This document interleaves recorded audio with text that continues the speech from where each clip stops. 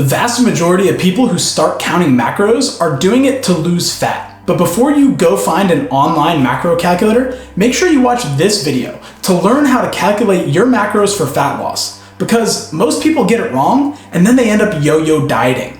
In this video, I'll teach you how to do it right the first time. At Beyond Macros, our coaches are taught to calculate macros using the CPM model. C stands for calories, P stands for protein, and M stands for macros.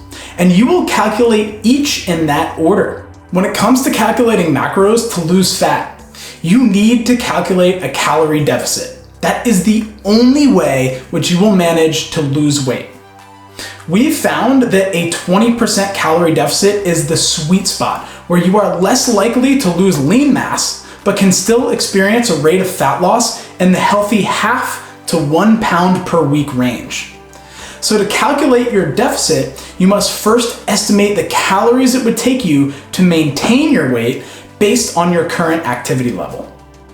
This chart shows you how to calculate your maintenance calories, but it also requires you to understand what your activity level is. So here are some definitions for each activity level in the chart. You are sedentary if you are not currently exercising regularly and your job is mostly desk-based. You are lightly active if you go to the gym about 3 times per week for about 1 hour. You are moderately active if you are going to the gym about 5 times per week, or if you aren't going to the gym but have an active job.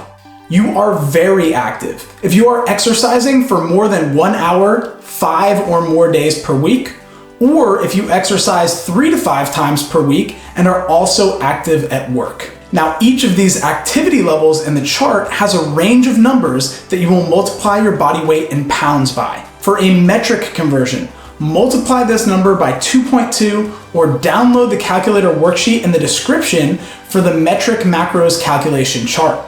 Either way, here's what to consider when choosing the best activity coefficient in that range for your situation. But don't overthink it. You can always adjust when you see how your body reacts. First off, if you know you are overweight, pick either the bottom or the middle coefficient in the range depending on your activity level. If you're pretty lean already and calculating fat loss macros just to get leaner, you can multiply by the middle or the top range of the numbers in that chart. Next, considering your activity level, think about how active are you compared to what I described earlier for the activity levels.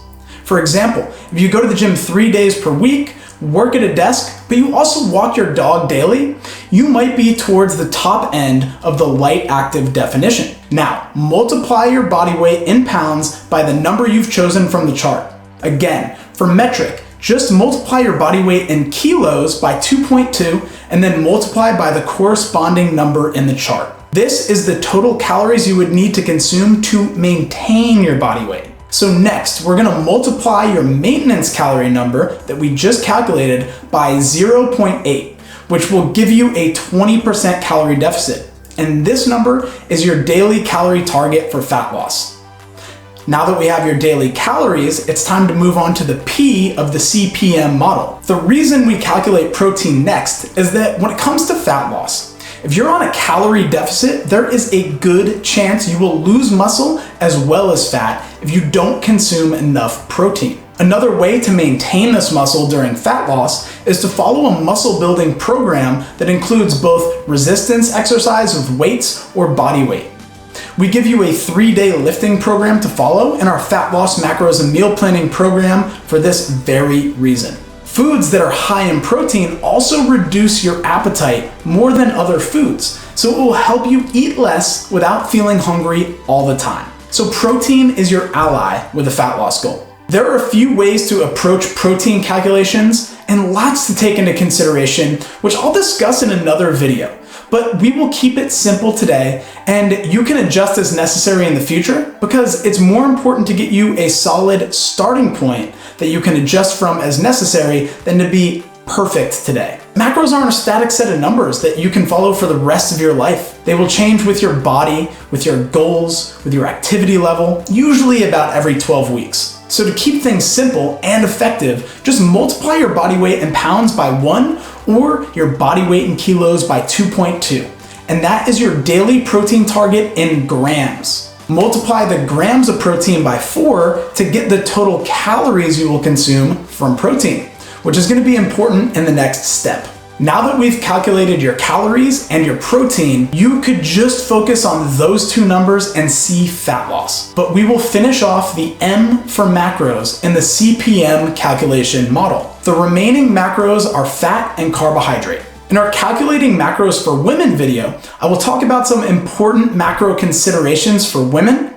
And in our calculating macros for men video, I will talk about some important calculations for men. When we calculate macros for clients at Beyond Macros, we go into a little bit more detail with the macro calculations, but if you're doing things on your own, it's important to keep things simple, effective, and actionable. So to get you the best possible starting point, my recommendation is to use macro percentages instead of grams to come up with your macro targets. The reason I suggest this is that MyFitnessPal is the most popular macro counting app, and its free version only lets you input percentages anyway. So first, we need to determine what percentage of calories are coming from your protein target. To do this, take your protein target in calories that we just calculated and divide that by your total calorie target.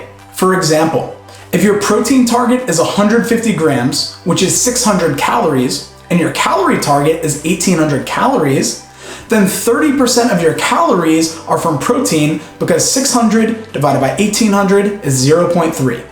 Next, we will calculate your fat intake. Fats are critical to the health of your nervous system, for hormone health, and more. But they are the least satisfying macronutrient to eat because they are so energy dense. That's why during fat loss, it helps to create your calorie deficit from fats. They just don't fill your stomach up the way carbs and protein do, which can leave you feeling hungry more often. So depending on how much you love fatty foods, I recommend setting your fat intake in the 20 to 30% of calories range. Pick your number based on your dietary preferences because your rate of fat loss will not really be affected by a 10% difference in fat intake. Most people tend to find 30% of calories from fat easier to do in a real-world situation because most whole food protein sources have fats in them. Once you've picked your fat intake, you can easily set your carb intake by adding your percentage of calories from protein and your percentage of calories from fat. Subtract that number from 100, and that is the percentage of calories you will eat from carbohydrates. To carry on with the previous example of the person who will eat 1800 calories with 30% of calories from protein, if they choose to eat 30% of their calories from fat, then they are getting 60% of their calories from protein and fat. 100% minus 60% is 40%. So this person will be eating 40% of their calories from carbohydrate. And it's really as simple as that. If you don't feel like jumping around and pausing this video, you can download our calculation worksheet at beyondmacros.com/worksheet, which is also in the description below. And if you calculate your macros, you might as well count them too. We have videos on how to count macros using MyFitnessPal, which is what I recommend using. That video will teach you how to input your calorie and macronutrient targets from this video into MyFitnessPal and how to easily keep track of your food and use the macros you calculated for fat loss. So check out that video.